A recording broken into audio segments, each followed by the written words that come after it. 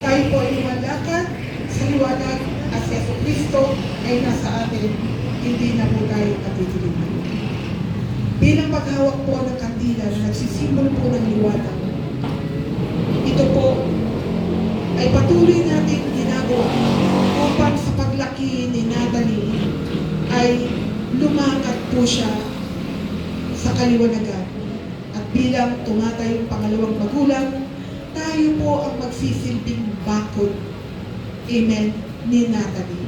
Sa dami niyo po ng mga ninong at ninang, amen, alam ko po, lalaki si Natalie na meron pong mabuting gabay ng kanyang mga magulang at the same time para po sa mga ninong at ninang. Amen. Tayo po ay pumikit at tayo po ay manalangin. Ihandog po natin si Natalie sa ating pong Panginoon.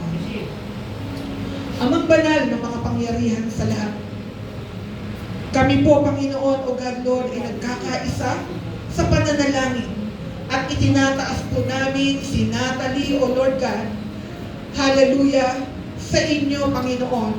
Ipinagpapasalamat po namin ang ikasang taon niya, o God, Lord, na meron po kayong pag-iingat sa batang ito, Panginoon.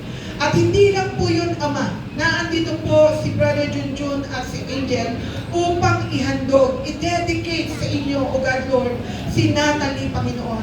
Kaya po, O God, aming panalangin, katulad ng kanyang mga magulang at ng mga tumatayong pangalawang magulang at lahat ng kongregasyon na nandito ngayon, O God.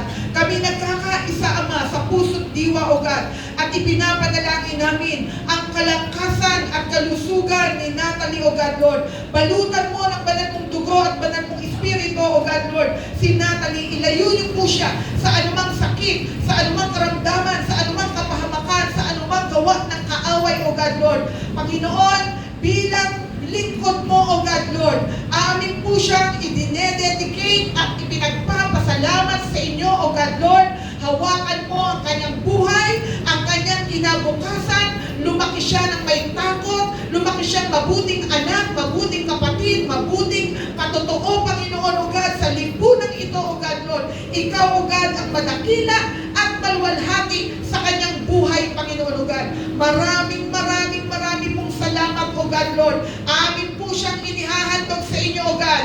Ang kanyang katawan, espiritu at kaluluwa ay hawakan mo, pagharian mo ang buhay ng batang ito at lalaki siya, O God, Lord, na magiging pagpapala sa kahit sino mang tao, saan mo man siya dalhin, O God. Ikaw ang makikita at madadakila at maluluwalhati sa kanyang buhay, O God, Lord. Simula sa araw na ito, selyuhan mo siya, Ama, ng banal mong dugo at banal mong Espiritu Santo at yung bilang yung lingkod, akin siyang itinatalaga sa inyo, O God, Lord, sa pangalan ng Ama, ng Anak at ng banal na Espiritu Santo. Ang lahat po ay magsabi ng Amen and Amen. Praise the Lord. Sige po, patayin na po natin yung inyo na po yung kandila. Walang sa ulian ng kandila.